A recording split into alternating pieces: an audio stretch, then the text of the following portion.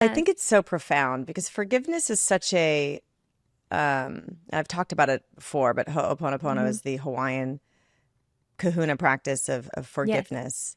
And it's, I think, composes of this phrase, um, I'm sorry, please forgive me, thank you, I love you, in that Yes. order, in a different I'm order. sorry. Yes, I'm sorry. Please forgive me. Thank you. I love you. By the way, the Yes. syntax could be off, but that's what's just coming through me right now. But it is Yeah. those four statements. Yes.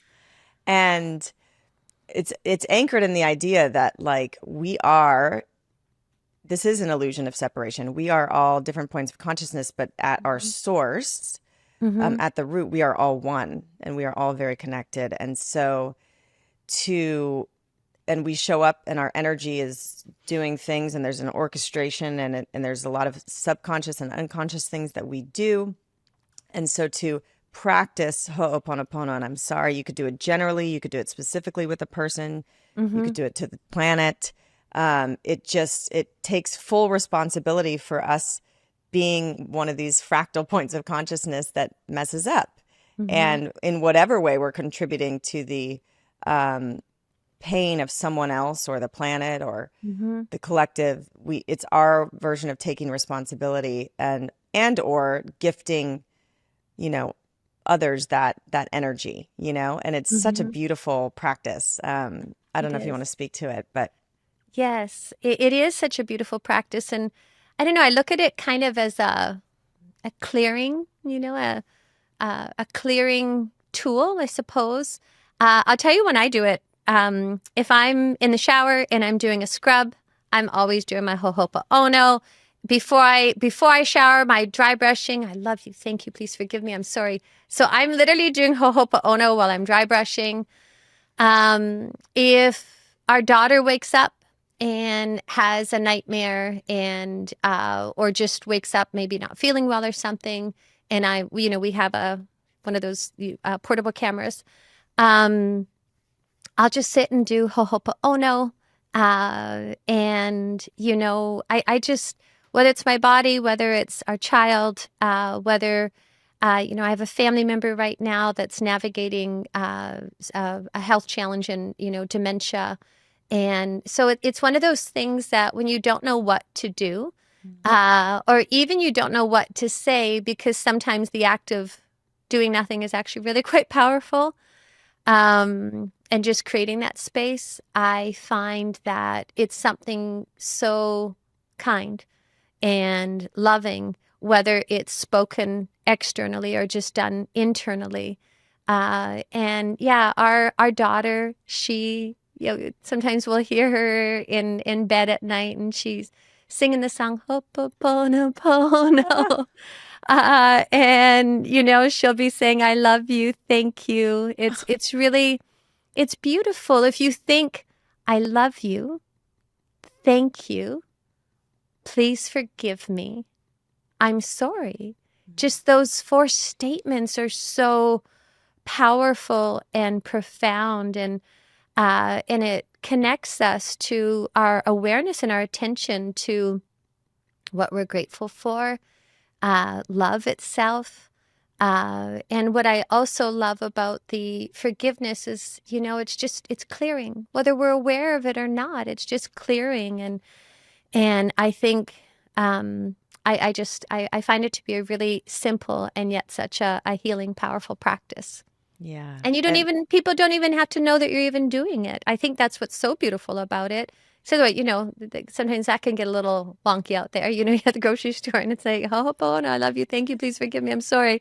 I think sometimes our being discerning and depending upon the context, just simply offering our presence, our love, and that clearing. It's really, yeah, I love that that landed in you, or that that's something that you've been utilizing yourself, Kelly. How do you use it? I'm curious.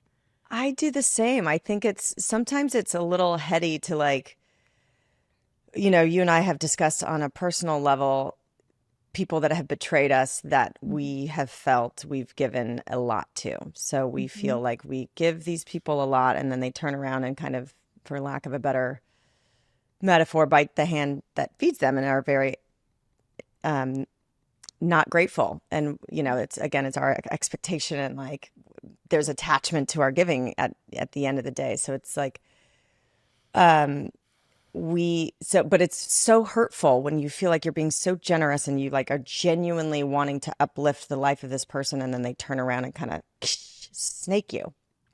And so for me, Ho'oponopono has gotten me to a place to make forgiveness digestible. It kind of pulls me out of like the pettiness of the details and the who did what, and they don't deserve to be released and set free. They deserve to, I can't wait for karma to come up and, pay the bill. And, but that energy is ultimately just draining myself. And it's a weight that Exhausting. I'm carrying. It's Yes. exhausting. And it's, when I have to pull back and open the aperture to the bigger picture of like, we are all in this dance of this human experience, and we need points of contrast and pain and pressure in order to grow, in order to learn, in order to, you know, what we're here to do what we're here to do. So when I can pull out to that place, it's easier. And then to have a practice like Ho'oponopono to, like you said, just it's a clearing of the energy. It helps me stay at the, 40,000 foot view rather than there where I want to punch someone. Yes. And I think the power of it for people that are intrigued, if you really want to root into the power of it, the story of the man who was a psychiatrist that got put in charge of the jail, which was a mental health, it was like a mental Yes. hospital slash jail. So it was like the worst criminals with the, all the psychosis and the really extreme mental health diagnoses. And it had gone through many, many different wardens. I think this is like, I don't know the exact details, but this is the general story of if you learn about Ho'oponopono.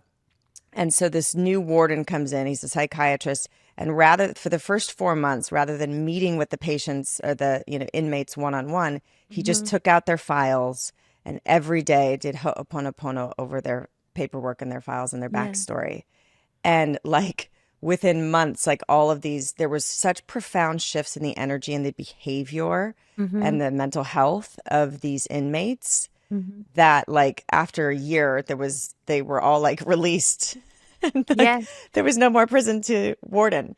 Yes. And that is the power of, so I really encourage, if that resonates, like to dive deeper into the actual story and details, because it's profound. I mean, that shows the real energetic power of it. I agree with you. I believe his name was Dr. Hugh Len. And what I really notice about him and about that practice is, and I think we can all learn from him, is he just gave this gift. He just loved. Because love, that's the nature of love, to give. And so there wasn't any expectation of the return. And the return was probably, well, I don't know, I'm projecting right now, but it seems like it was incredibly healing, just that love in the name of love. And I feel like he was such a beautiful, or is such a beautiful demonstration of that. And so powerful to transfer that in the spaces where we're not, because there's just freedom in that space. Kelly, that's been my experience, and I know that I think that's been yours as well. Mm, yeah. And it's a good practice. There's a lot of divisiveness happening and polarization, and the world is inflamed, so to speak, with issues and people and protests and wars. And it's a really great practice for all of us to embrace on a personal and a kind of a collective level.